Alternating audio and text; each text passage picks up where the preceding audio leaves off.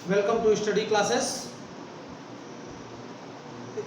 इस सेशन में हम लोग इंटरमीडिएट मैथमेटिक्स के अंतर्गत संबंध तथा फलन यानी रिलेशन एंड फंक्शन की चर्चा कर रहे हैं और उसके अंतर्गत द्विआधारी संक्रियाएं यानी बाइनरी ऑपरेशंस की चर्चा करनी है।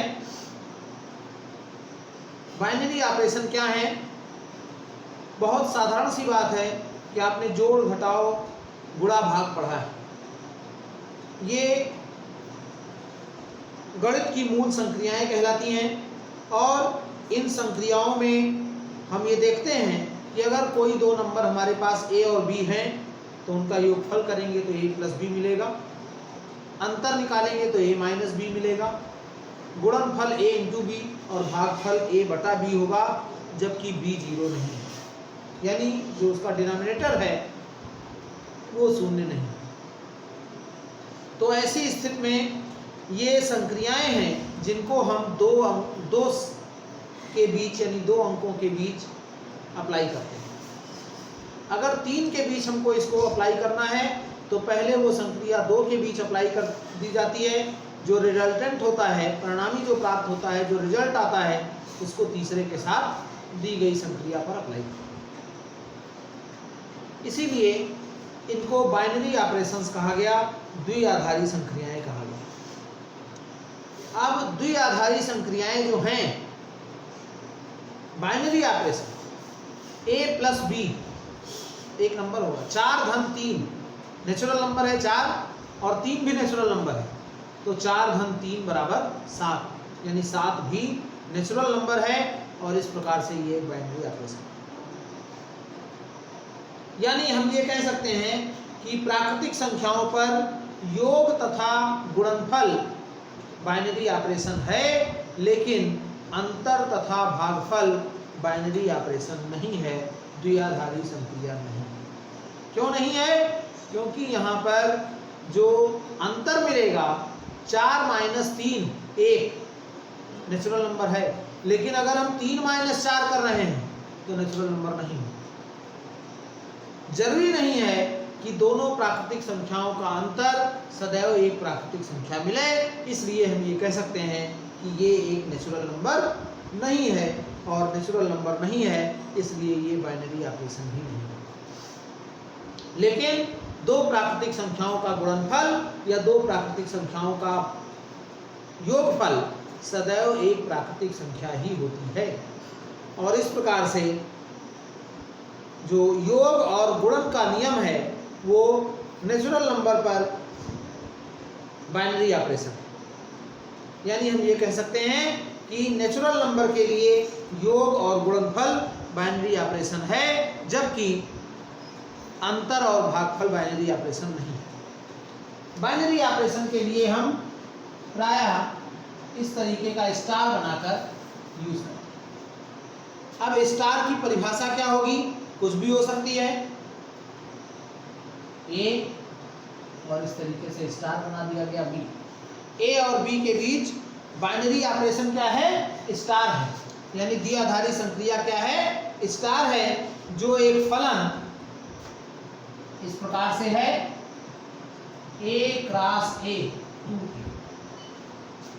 ये बाइनरी ऑपरेशन को दर्शाने का तरीका होता है। जैसे हम फलन को लिखते थे या फंक्शन को लिखते थे, प्रतिचित्रण को लिखते थे a to b, उसी प्रकार से बाइनरी ऑपरेशन जो होगा वो किसी कार्तीय गुणनफल से उस सेट में लागू होगा, यानी a क्रॉस a से a में। तो जो परिभाषा हो गई वो कुछ इस प्रकार से हो गई कि किसी समुच्चय a में एक द्विआधारी संक्रिया स्टार, जिसको बाइनरी ऑपरेशन कहा जाता है, एक फलन इतने हैं। तो इस तरीके से इसको हम इतना भी लिख देते हैं, इससे निरूपित करते हैं बाइनरी ऑपरेशन है अथवा नहीं है। इसका तरीका हमने आपको बताया कि आप देखेंगे कि जो रिजल्टेंट मिल रहा है क्या वो उस सेट का एलिमेंट है। अगर सेट का एलिमेंट है तो बाइनरी ऑपरेशन होगा और नहीं है तो बाइनरी ऑपरेशन नहीं होगा। जैसे हमने एक उदाहरण भी बताया कि दिखाइए कि n में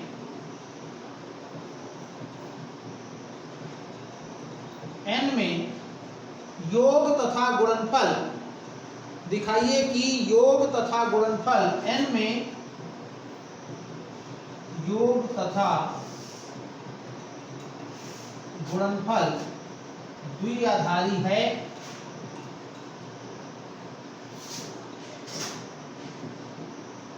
संक्रिया है किंतु अंतर यानी व्यवकलन तथा भाग नहीं है। अगर हम दो नंबर a और b ले लें n में, सेट ऑफ नेचुरल नंबर में n क्रॉस n से n में एक बाइनरी ऑपरेशन है, n क्रॉस n से n में एक बाइनरी ऑपरेशन है के लिए अगर हम ये देखें योग देखेंगे तो AB belonging to n cross n,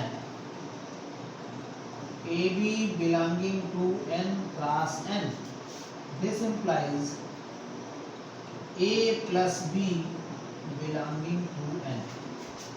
और गुणा देखें AB belonging to n cross n, इनका गुणनफल क्या होगा A गुणे B, ये भी एक प्राकृतिक संख्या होगी, इसलिए योग तथा गुणन द्विआधारी होगा। अंतर या व्यवकलन AB belonging to n cross n, A minus B belonging to n cross n या not belonging to n cross n। अगर A बड़ा है B से तो n में होगा और A छोटा है B से तो n में नहीं होगा, इसलिए ये द्विआधारी नहीं होगा।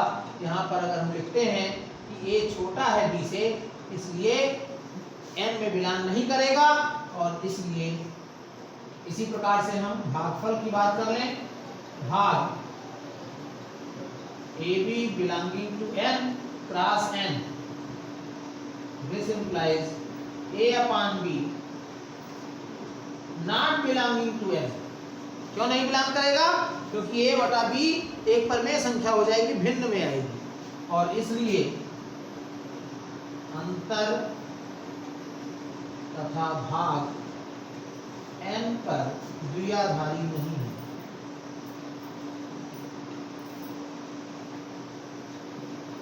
द्विआधारी नहीं, यही हमको दिखाना है कि कौन कौन से बाइनरी ऑपरेशन हैं और कौन नहीं है। तो यहाँ पर योग और गुणनफल n में द्विआधारी है, लेकिन व्यवकलन और भागफल n में द्विआधारी नहीं है। अगर हम r की बात करें, सेट ऑफ रियल नंबर, तो सेट ऑफ रियल नंबर में अंतर भी द्विआधारी होगा। क्यों होगा? क्योंकि अगर ये हमको माइनस मिल रहा है तो माइनस संख्याएं भी वास्तविक संख्याएं होती हैं, इसलिए यहाँ पर अगर हम r की बात करते, वास्तविक संख्याओं की बात करते, तो r क्रॉस r से r के लिए योग गुणा अंतर तो बाइनरी ऑपरेशन होगा, लेकिन भागफल बाइनरी ऑपरेशन नहीं। बाइनरी ऑपरेशन की परिभाषा केवल इतने नहीं हो सकती है कि ये चार संक्रियाएं हैं, कुछ भी हो सकती हैं जो उस नियम के तहत दी जाएं। जैसे मान लीजिए कि ये लिखा है बाइनरी ऑपरेशन और इसका मतलब है a प्लस 2, तो a प्लस 2b का मतलब हुआ, और यहाँ लिखा है for all AB belonging to n। तो अब अगर हम 4 और 3 की बात करें तो 4 और 3 के बीच 4 धन 2 गुणे 3 यानी 4 और धन 6 यानी 10 बिलोंगिंग टू n। तो हम इसको कह सकते हैं कि ये n पर बाइनरी ऑपरेशन होगा। तो इस तरीके से हम इसके क्वेश्चन कर सकते हैं। तो आपने ये देखा कि बाइनरी ऑपरेशन कब होगा, बाइनरी ऑपरेशन की जो कंडीशन है वो फुलफिल होनी चाहिए, और वो कंडीशन क्या है? अगर हमारे पास दो नंबर हैं और दिए गए ऑपरेशन से जो रिजल्टेंट मिलता है वो उस सेट में बिलोंग करता है, उस सेट का एलिमेंट है, तो इस प्रकार से जो दिया गया ऑपरेशन है, दी गई संक्रिया है, वो बाइनरी ऑपरेशन यानी द्विआधारी संक्रिया होगी, अन्यथा वो द्विआधारी संक्रिया नहीं होगी। लेकिन इसकी परिभाषा स्पष्ट होनी चाहिए। जैसे एक प्रश्न है,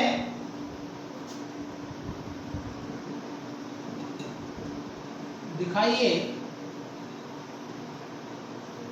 एक ऑपरेशन दिया हुआ है, ऑपरेशन को आप ओ से भी लिख सकते हैं, स्टार बनाकर लिख सकते हैं, या ऑपरेशन को ओ से भी लिखा जा सकता है। तो एक ऑपरेशन दिया है ओ आर क्रॉस आर से आर, और ए बी की डिफिनीशन है, ए बी क्या है, A B R cross R का एक क्रमित युग्म है, ऑर्डर्ड पेयर है, और ए बी की डिफिनीशन क्या है, a plus 4b square. A B का मतलब हुआ a प्लस 4b स्क्वायर, एक द्विआधारी संक्रिया है।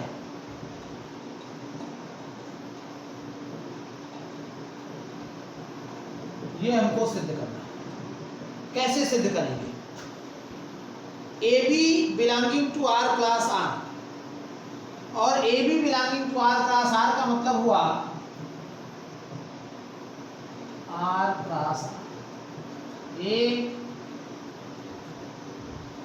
बी बिलोंगिंग टू आर, यानी ए और बी रियल नंबर है, तो बी स्क्वायर क्या होगा, B belonging to R then B square belonging to R, वास्तविक संख्या ए भी होगी, and this implies 4b square belonging to R, a belonging to r and 4b square belonging to r, this implies a plus 4b square belonging to r, यानी a plus 4b square जो इसका resultant है वो भी r में है, इसलिए r एक द्विआधारी संक्रिया होगी।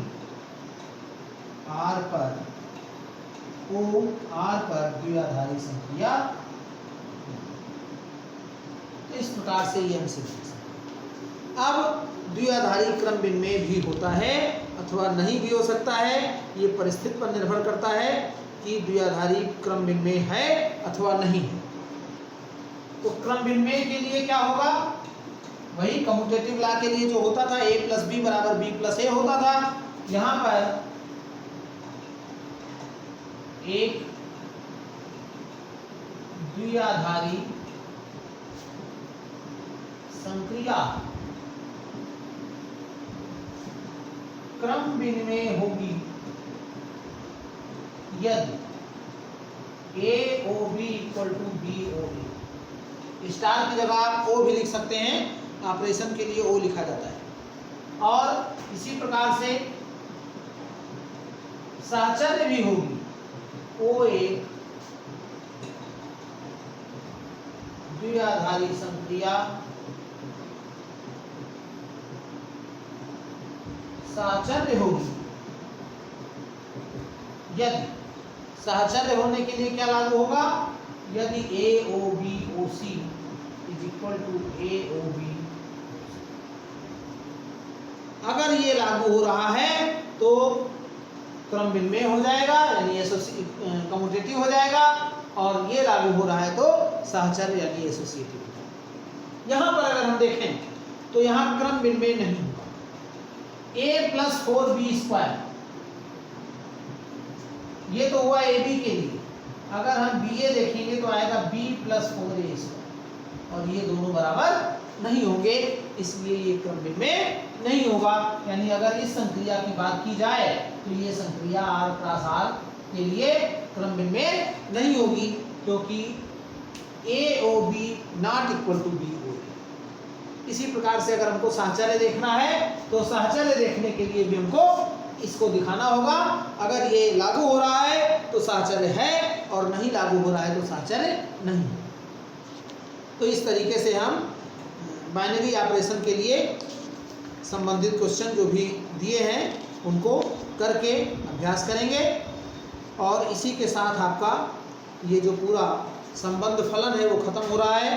कुछ क्वेश्चन ऐसे हैं जिनमें गाफ 1 फाग 1 निकालना बताना है, तो फाग 1 आपने f ऑफ g निकाला, f of g of x अगर आपने निकाल लिया है, जैसे क्वेश्चन है यदि fx बराबर x स्क्वायर और gx बराबर 2x। तो भाग 1 ज्ञात कीजिए। बहुत आसान सवाल है और पूछ लिया जाता है, ध्यान में आ गया तो हमने इसकी चर्चा कर ली है। भाग x, fx बराबर x स्क्वायर और gx बराबर 2x। तो अगर हम f ऑफ gx निकालेंगे तो इसको लिख सकते हैं f of g of x। f of g of x क्या होगा? f gx माने 2x और fx है x स्क्वायर, तो f इतना होगा, इतने का स्क्वायर यानी 2x का होल स्क्वायर। और 2x का होल स्क्वायर आप जानते हैं 4x स्क्वायर होता है। और आपको फाइंड करना है भाग 1। भाग 1 क्या होगा?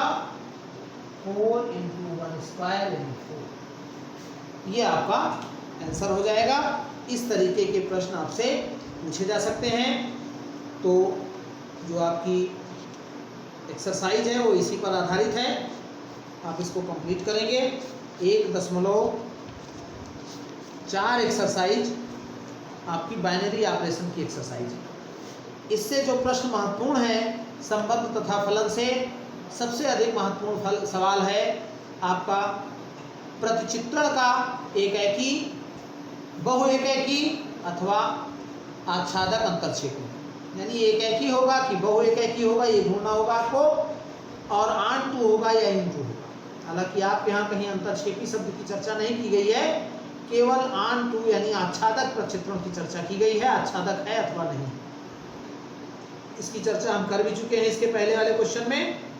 इसके पहले वाला वीडियो आप देखिए तो उसमें हम इसकी पूरी चर्चा कर चुके हैं। दूसरा एक प्रश्न इससे बनता है इक्विवेलेंस रिलेशन का, जो बहुत महत्वपूर्ण है, तुल्यता संबंध सिद्ध करने का। इसकी भी चर्चा हम इसके पहले कर चुके हैं। समरी रूप में अगर कोई फलन, कोई संबंध स्वतुल्य, सममित और संक्रमक है तो वो तुल्यता संबंध होगा। स्वतुल्य, सममित और संक्रमक नहीं है तो तुल्यता संबंध नहीं होगा। ऐसा भी हो सकता है कि कोई फलन स्वतुल्य है, सममित है लेकिन संक्रमक नहीं है। कोई स्वतुल्य है, संक्रमक है लेकिन सममित नहीं है। कोई सममित और संक्रमक है लेकिन स्वतुल्य नहीं। तो इन सभी स्थितियों में वो तुल्यता संबंध नहीं हो सकता है। तुल्यता संबंध होने के लिए आवश्यक है कि वो तीनों रिफ्लेक्सिव, सिमेट्रिक और ट्रांजिटिव होना ही चाहिए। तो इससे 3 तरीके के प्रश्न महत्वपूर्ण हैं। 3 क्या 4 तरीके के कह सकते हैं आप। एक तो इक्विवेलेंस रिलेशन का, दूसरा प्रतिचित्रण का, इक्विवेलेंस रिलेशन जिसमें तुल्यता संबंध सिद्ध करना होगा, प्रतिचित्रण जिसमें आपको एकैकी, बहुएकैकी में से एक तथा आच्छादक अंतरक्षेपी में से एक बताना हो सकता है। 2 प्रश्न हो गए। तीसरा फाग और गाफ निकालने वाले सवाल, f ऑफ g और g ऑफ f, और कुछ जो वेरिएबल है उसको कांस्टेंट वैल्यू रखने के बाद भी मान निकालने का पूछा जा सकता है। और चौथा एक प्रश्न हुआ बाइनरी ऑपरेशन का। और हमने सब तरीके के प्रश्न आपको करा दिए हैं। अभ्यास आपको करना है, अभ्यास करिए। अगर आपको किसी प्रकार की कोई समस्या हो रही है तो कमेंट बॉक्स में आप लिखिए, हम उसको दूर करने का पूरा प्रयास करेंगे। महत्वपूर्ण प्रश्नों की श्रृंखला जो आपकी परीक्षा के लिए महत्वपूर्ण है उनको हम बीच बीच में प्रस्तुत करते रहेंगे, जिससे आप अपनी परीक्षा की अच्छी तैयारी कर सकते हैं। अगर आप हमारे channel study classes bye Ajay Mehrotra पर नए हैं तो चैनल को सब्सक्राइब करके बेल आइकन को प्रेस कर दीजिए, ताकि इस पर आने वाले वीडियो के नोटिफिकेशन आपको मिलते रहें और आप उनका बेहतर लाभ लेकर अपना सिलेबस अच्छे से तैयार कर सकें और परीक्षा में अच्छा स्कोर कर सकें। वीडियो को लाइक और शेयर अधिक से अधिक करें। वीडियो को पूरा देखकर अपना कॉन्सेप्ट आप क्लियर कर सकते हैं। धन्यवाद।